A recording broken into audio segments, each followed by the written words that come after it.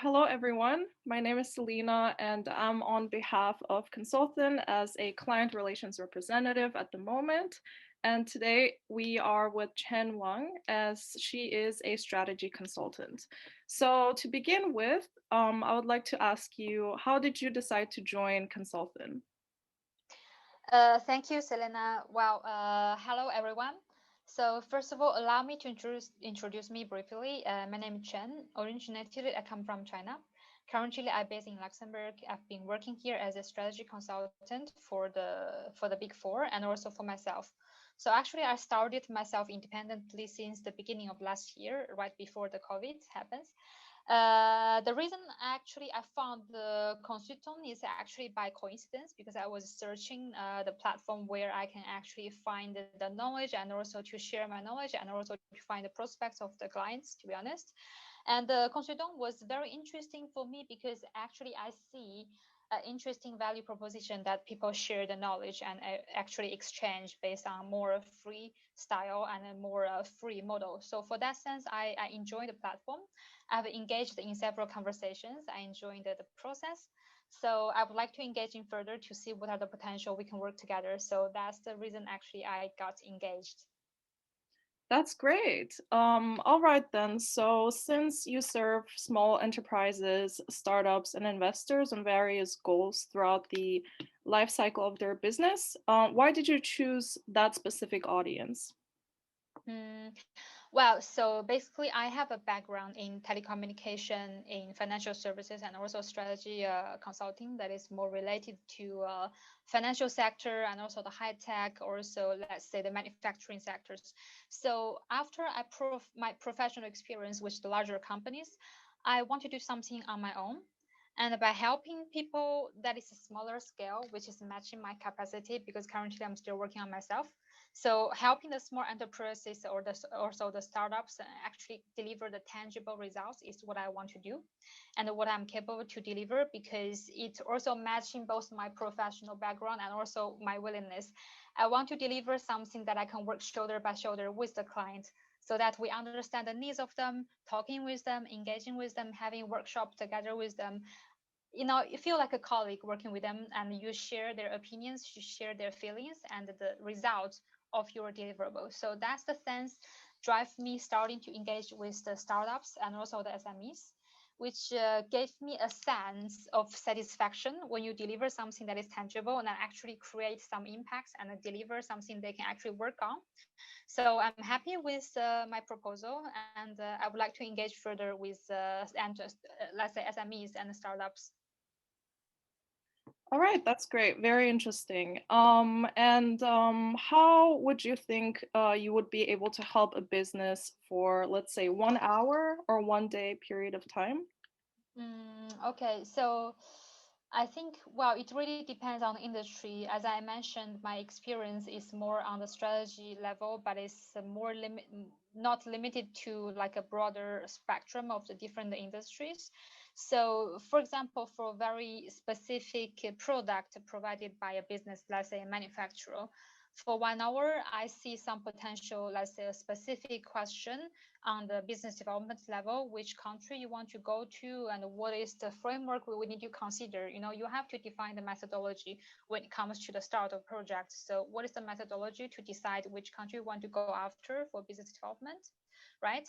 Also, if you want to make a strategic decision, you want to have some external opinion to help you to make this decision, I will be happy to organize a 1 hour session. So I think that's the thing that we can deliver. Hmm. And how would you say you would bring value in terms of helping a business for, let's say, a week or a month? Okay. For 1 week, I think it's quite sufficient for some small projects. For example, if you want to deliver, well, like I mentioned, I actually connect both the investors and the startups. So, for example, for the startups, they're looking for either the fundraising or they're actually looking for have the motivation to drive their growth and what is the strategy to actually deliver that.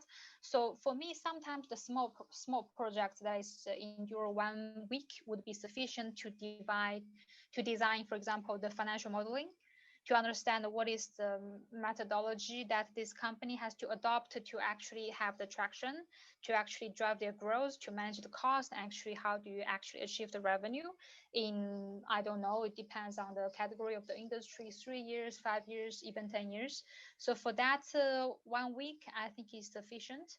And sometimes we can do the improvement of the business plan for the clients, if you want to look at the feasibility of your business and how to improve your business model canvas. So all this kind of thing, let's consider if we are working full time for 1 week, of course it will have even more extended deliverable, that's to say, to have the final version and have several ping pong sessions for improvements. Mhm. But if we have limited hours per day or per week, let's say we can have something that is more to a milestone. So Mhm. I think that will be something we consider during 1 week. All right, I see. So it all pretty much depends on the scale of the project and how long it takes for you to draft a general sense of the methodology. Right? Exactly, and I would like to have the clients that will engage closely with me. It's not, it's not a one man work. It has to be some ping pong session, and I would appreciate the engagement of the client to actually talk with me to see how we progress. And I would like to have them to have the checkpoints to review the progress and to make the modification so that we can actually have better delivery and more efficiency. So that's kind of my methodology when it comes to the work. Okay. Well, that's great.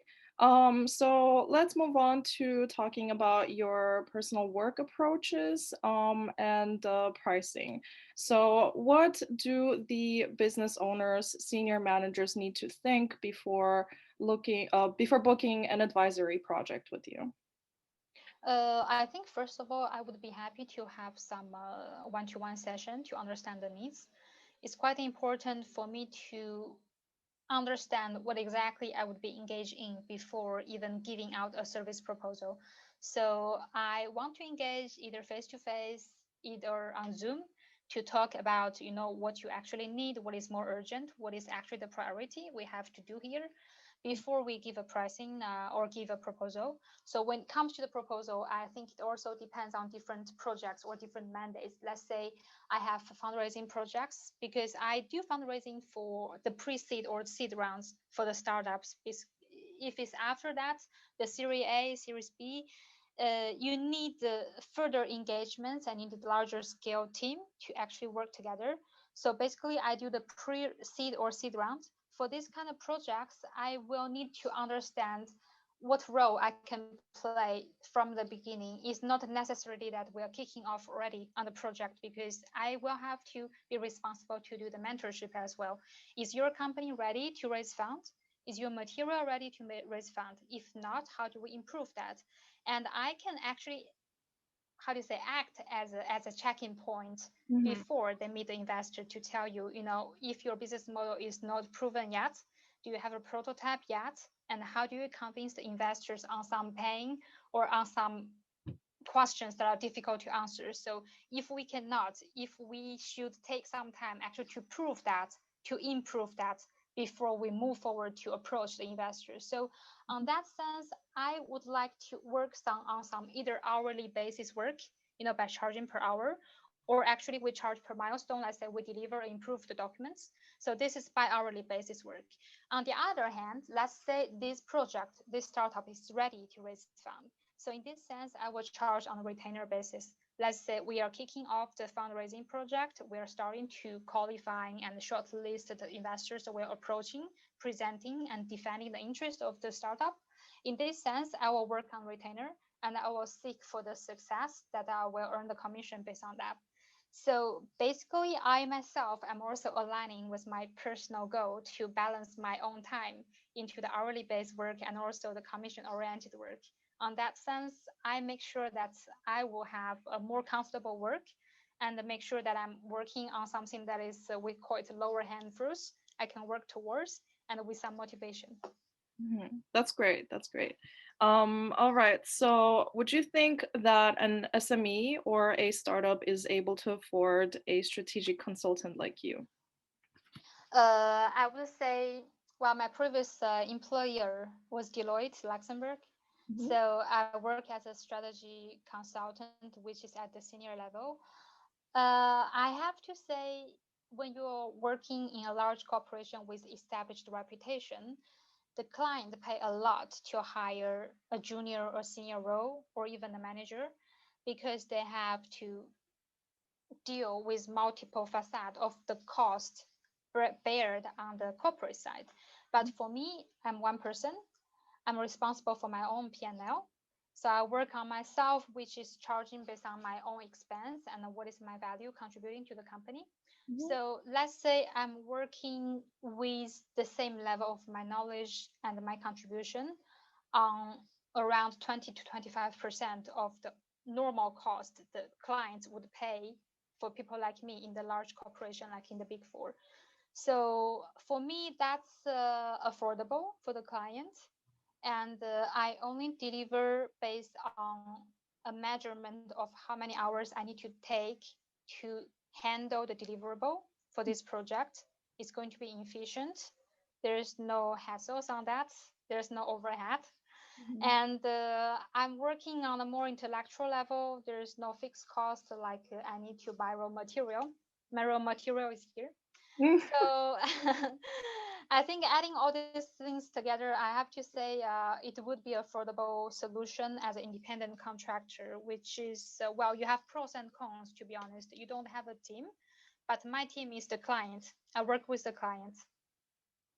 That's great. I think that's a great justification in terms of pricing and affordability. How would you define success for a project you're hired for, and what factors are essential for its success? I still want to say in two aspects because, as I mentioned, there's hourly work and there's also commission based on the success.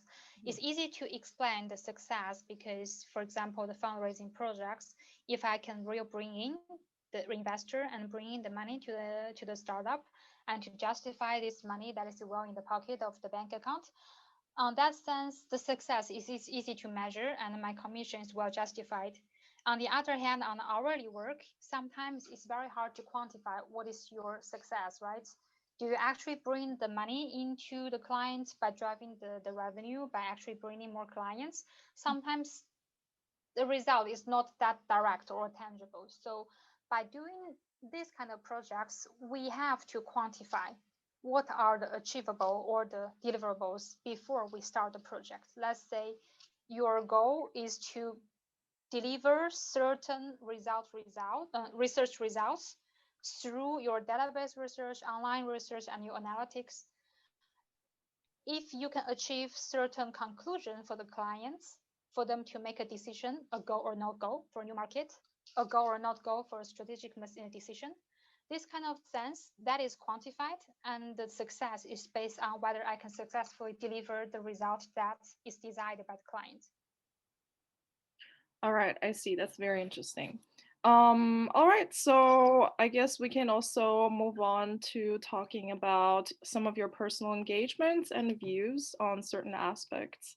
Sure. So what do you think is the biggest mistake that a small business can make in business development and implementation? I would say because we have to precise that is our the small businesses.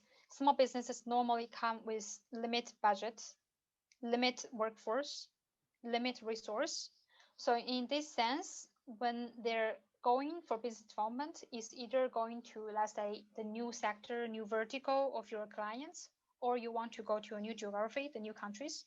So the big mistake is to you think you know this country well or you know this vertical well and you go after it without knowing what is your additional cost by having the new category client on board. In that sense, you will have a lot of sunk cost by doing the pre-market entry. Either you're paying a lot of money by travel, or you're paying a lot of money by actually dealing with the local partners, with the local supplier distributors, and it doesn't work.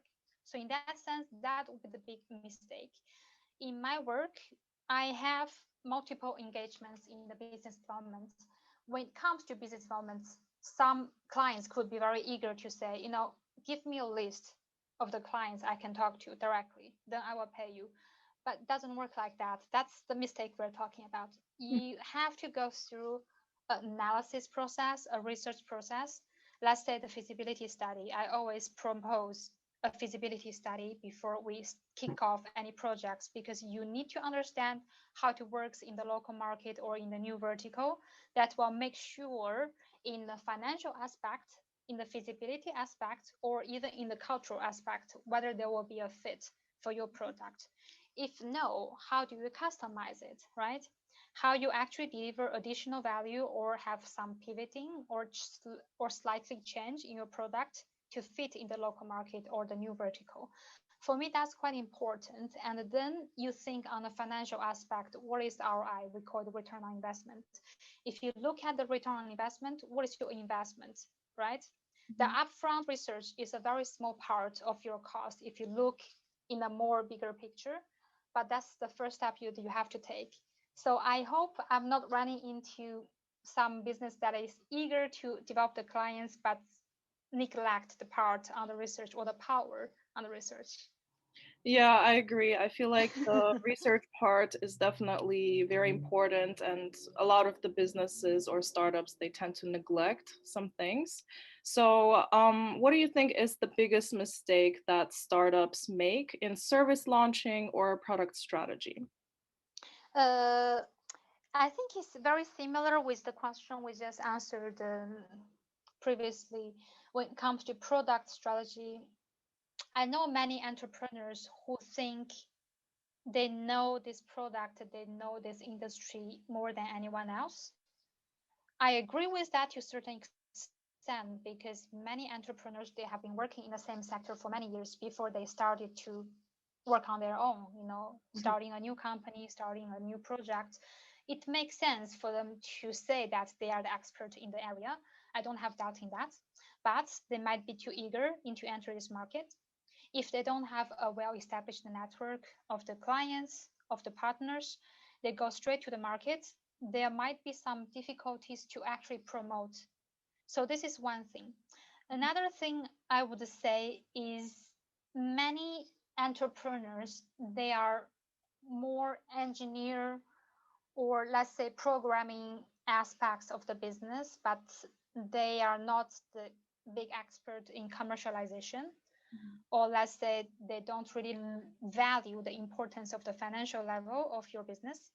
So when you're actually starting your business, you're kicking off, you have a prototype you try to promote, you have to be careful to managing your working capital. You have to be careful to manage what is your capacity of production and how do you deliver the product to the hands of the customer, right? So we are talking about the tangible products by the manufacturers. In this sense, you have to have a very well designed financial modeling to see when you scale up to, let's say, a point, what is your cash that you need in hands? And if you scale up by doubling your revenue, do you think if it's simple as that, doubling your cash in hand, that will be enough for you to sustain? Sometimes it's not like that. It also depends on how you will manage your working capital and how you better manage the daily operation of the company. It's a lot of nuance inside. So I would like to design everything to make sure they're ready.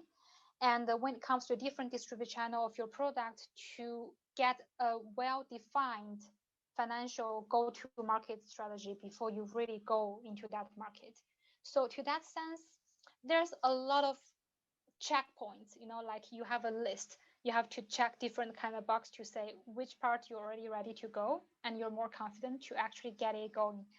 So yeah, I would say that's the thing I've witnessed, and I would like to recommend the entrepreneurs or the owners of the small business to actually pay extra attention to that.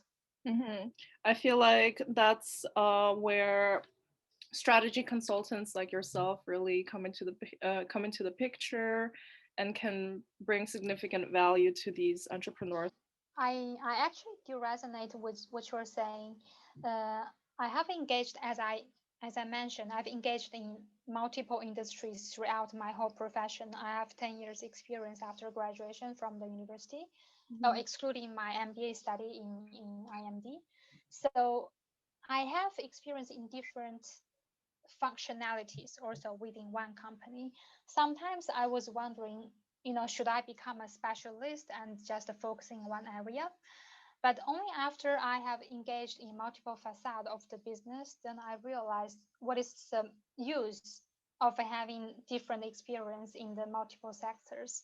It's really to give a more generic picture about what are the key elements that is composing the business Mhm. and what are the key points you have to pay attention so that you don't neglect. Yeah, that's actually the basic point of strategy. When you say what is strategy, strategy is vague, it's hard to capture, but Mhm. it's something that is there you have to define before you make your move, and it has to be more generic. I agree with that. All right, great. So if we kind of consider the current times, what would you say are the biggest challenges facing SMEs and startups currently during the COVID-19 pandemic? And how does an SME or startup adapt to the new normal or exploit opportunities during such time? Well, I have to say, well, the pandemic caused opportunities for some companies and is devastating for the others, that's for sure. So there's always a way to get out of the crisis. I've seen, like, for example, the manufacturers, the biggest challenge during the COVID is the breakage of the supply chain, for example. How do you restore that? And how do you actually connecting the dots with the limit access of the local intelligence? For example, you can no longer travel, but you want to understand what is the matter with the supplier in the other location in the world, or you want to find alternative to your current supply chain. So how do you do that? I think that's the biggest challenge for some manufacturers. But when it comes to, let's say, the startups that is engaging software industry, or that is more online business like e-commerce, I think there is both challenge and also opportunity in there because people are moving online. I think this is not just temporary for the COVID, but also becoming kind of like a new normal after the COVID. People are going to be more and more presented online. So how do you seize this kind of opportunity? Do you just go for it, establish your online channel, or do you just go with the largest distributor like Amazon, if you're running the e-commerce? So which is the better way for you to get out of the crisis? I think this sense, you don't really looking at, what is the trendy thing that is happening in the market. You really have to find a more suitable, we call the product to market fit, this kind of methodology. You define what are the most important criteria for yourself. Do you have the edge to find the best supplier, the cheapest one, with the better relationship you're maintaining? Or do you have the better distribution channel, or you're confident in digital marketing that you can actually leverage by yourself? Or you have to rely on the biggest e-commerce like Amazon or like AliExpress, these kind of companies. So I think there's a lot of elements you have to consider during this COVID and the change brought by the COVID. So how do you actually define the different strategy? So that's where the strategy consulting come into play. It's really not just you have a high level design of what you should do by telling you this is my experience, this is what I saw in the market, but also you have to be down to earth by talking with these clients and talking with the clients of your clients. So sometimes I do, we call it get hands dirty. You have to talk with the clients, the customers, or the respondent of the surveys by collecting the first-hand information, because not every information is readily available in the database or on the internet on Google search. Sometimes you have to go for the outreaching by do cold calling to get the satisfying integrator partners, your suppliers, your customers. So it's very important for a strategist like me to not only just work in front of the computer, but also to talk with people. So yeah, that is basically like this. It has to be like this. Mm. I see. Well, I feel like the current pandemic has completely transformed in the way individuals conduct business nowadays. And let's move on to the next question. So, you also advise investors. So, what are your tips and tricks for investment intelligence? Tips and tricks. Wow. Starting on a more basic principles. I wouldn't say there's a shortcut when it comes to the investments or to get funded. It's always a work that is according to the different process and you have to follow. There's a checklist you have to tick boxes, like I always say. What is step one? What is step two? Let's say first of all you get all the materials ready, right? And then you have to make sure that you are talking with the correct portfolio of the investors. And what is even more important, there are some nuance people even don't really consider when they're doing fundraising by themselves, is how to align the expectation between you and the investors, and how do you align with that. This is why sometimes people do need to hire agency, or let's say individual fundraiser, to help you, because they have to defend your interest as an external point of view. They trust your business so that they take the mandate to work with you. That's to start with. And then they defend your interest by, first of all, you have to align the progress of different investors. You have to make sure they're on the same step. It's not like you're receiving a term sheet from one investor. The second one is only just receive your teaser. So if you're not on the same page, you are struggling about which one to go after and what is the optimum choice for you, because the timing is very important. So this is, well, I wouldn't say this is apart from the basic point when we say the progress that you have to follow. There's also the tricks that we're actually discussing here, because there's a lot of project management level in here that you have to make sure every step is making correctly so that you don't mess up the whole procedure and then you mess up the investment target in the end. Mhm. So yeah, that's I think that could serve as a trick. Um, yeah, if that's helpful. All right then. So Consulthon is currently preparing for a crowdfunding campaign, and what would you give Consulthon the biggest advice? That's an interesting question. I think I talked with Marietta last time. We touched a little bit of this topic. I think it's interesting and courageous to choose the crowdfunding campaign. To be honest, you're dealing with a lot of investors. You have to make sure every one of them are up to date. You're debriefing them and you're reassuring them, and you have to make sure that your business is well understood by everyone. So first of all, there's a challenge, that's for sure. But if we are going after that, first of all, it will increase largely the brand awareness, so which is a good thing. And the second of all, it depends on the reward you want to have for the crowd founders, how actually they can get rewarded and what is expectation on them. I think that's something to come into the nuance and something we have to be more careful. Mhm. If it's an equity crowdfunding campaign, I think you have to do very carefully due diligence check on each individual. So that's to start with. And if it's not equity, let's say it's a reward based on the benefit they can enjoy on the website or the future benefits when the company got up and run, while it's scaling up or generating more revenue, what are their profit or return on that? I think this part, it has to be very delicately designed so that it's attractive enough.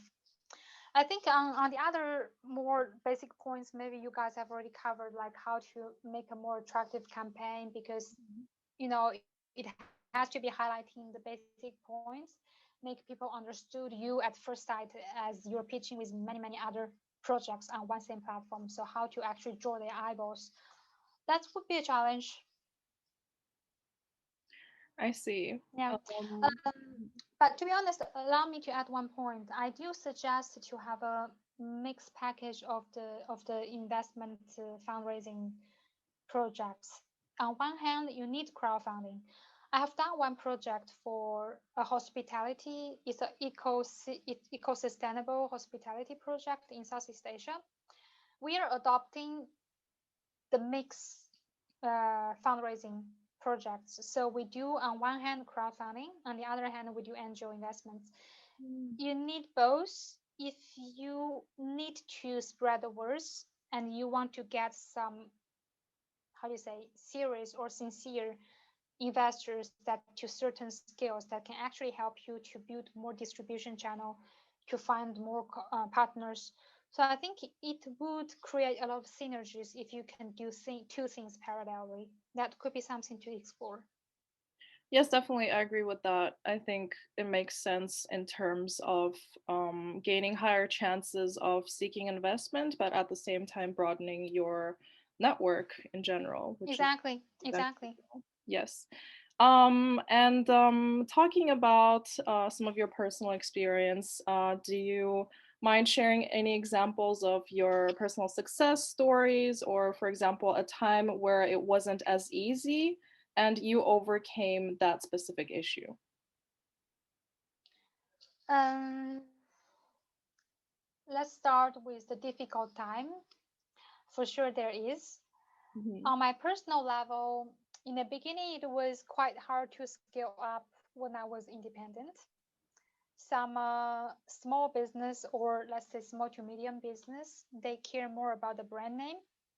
They do want to make you justify your work before they bring you on board on more in-depth, engagements. So on one hand, that's why I mentioned the pre-engagements by having some sessions of talking face to face or through the video conference is very important. So you have to make them convinced that what is your methodology and how do you actually work together. More importantly, what is my personality? Will I be a fit to fit in their company as an external advisor? So that's quite difficult to bring customer on board if I don't have a brand name. So I think I mentioned in working in Consulthon in the beginning that it's a sharing knowledge platform. It already established the trust of the client, which is a very valid business model for me. You're establishing your trust to a certain extent before you bring the client on board, which you created a mutual trust. The chemistry is there by engaging to some extent of talking together, and then getting longer or long-term engagement would be much easier. So that's one thing. Another thing is more, I'm still independent, but how to work internally in a team with the client, right? So sometimes it's very hard to fit in 100% or quickly when you're external advisor. So how to solve this kind of problem is when you look at, let's say, the McKinsey or the Big 4, when they are hired by clients, sometimes they have to work on site to the clients. That is kind of like a must do because you have to be there. You understand how they work, internally functioning, how to cooperate with the team, and how to do cross cooperating with the other departments of the company. It's very important. So that's why when I have this kind of difficulty of the team working together with the client, I have to get the trust of the client to say, would you allow me to get exposed more and more to the other team members or even in the other stakeholders within the company? If no, we're starting with something smaller. We get the trust. You see the deliverable actually handling, and then we can scale up of our engagements in the future. So I think basically this is something I had, we say the preview that you have expected before you decided to jump into this independent consulting career. Yeah. But you have to be prepared and you have to have much better convincing capacity comparing to working in a large corporation where you don't have to worry about bringing clients in, just sitting in front of your computer, you deliver what the client is asking for. Life is much easier, but of course less fun. For me, consulting, manufacturing, marketing, everything is about people. You have to deal with the people. That's true. And what are some examples of success stories? Okay, success stories. I think I have long engagements, I have short engagements. Let's say the fundraising, normally it's the smaller ones could be 6 months. The longer one could be 9 months to 1 year. We can extend if people see the future, see the potential for having the fundraising, but takes longer time. So for short periods, the success brought by the fundraising, it's quite satisfying to be honest, because then you can see the investor is happy and you can see the client is happy and everyone can actually get the project in going. Sometimes I call, I wouldn't say myself like M&A expert, but really trying to bring the value to both parties when it comes to fundraising. You have to see the value into this company, that you want to help them to get the money. This is the first thing. You have to believe in yourself and also the company.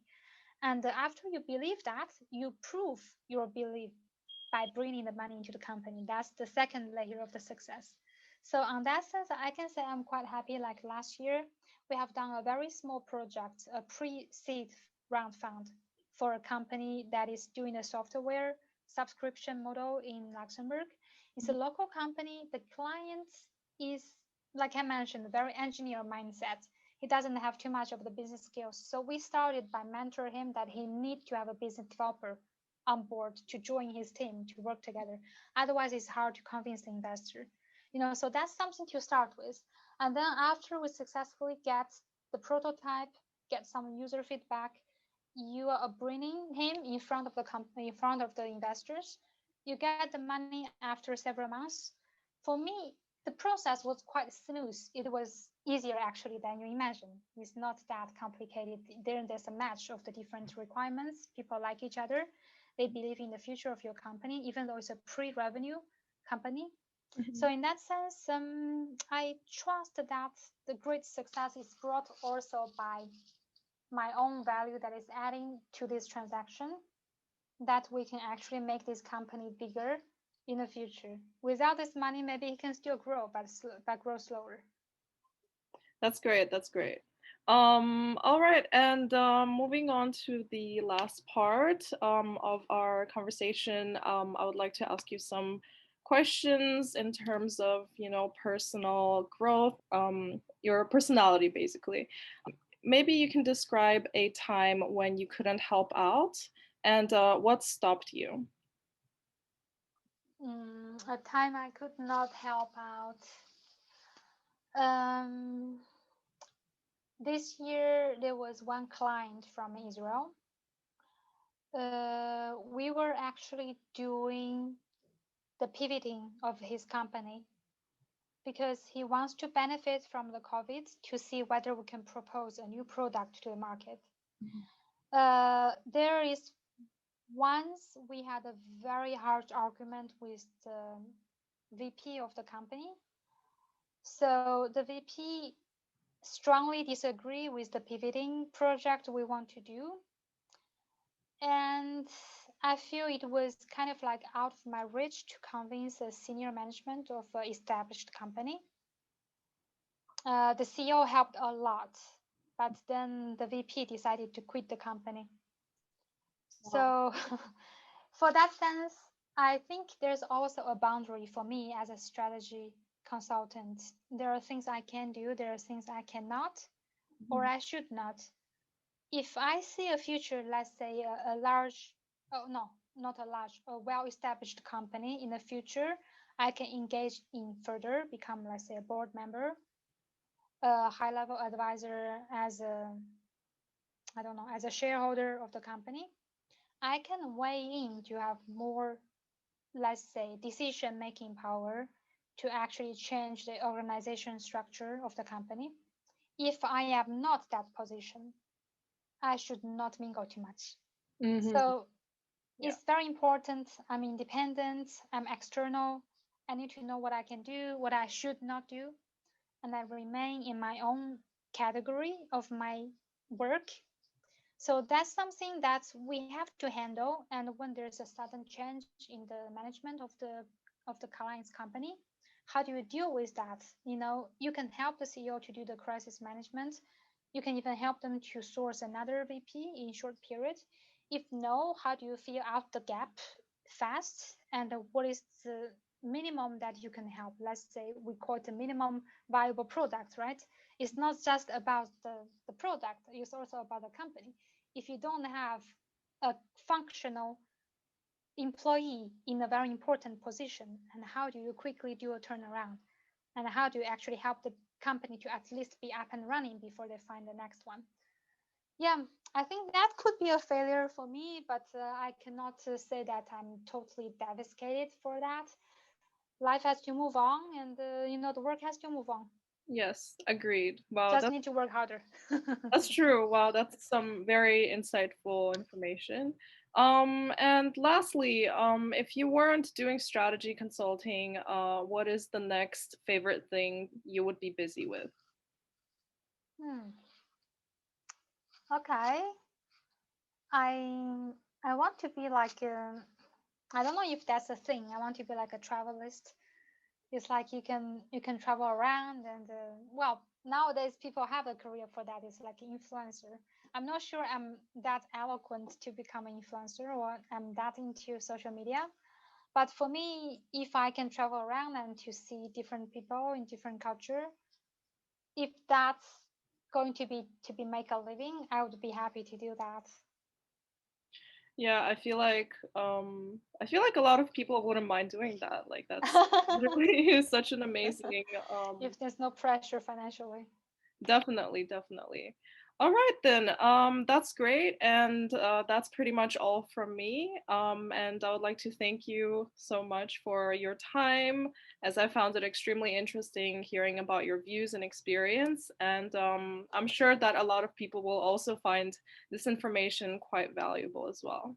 Thank you. The pleasure is mine. I appreciate all the questions. I think they are super interesting, and sometimes I can be super talkative if you got in the right question. Definitely, I love that. Yeah. Okay. All right Yes. then. I will end this meeting. Take care and have a great rest of the day then.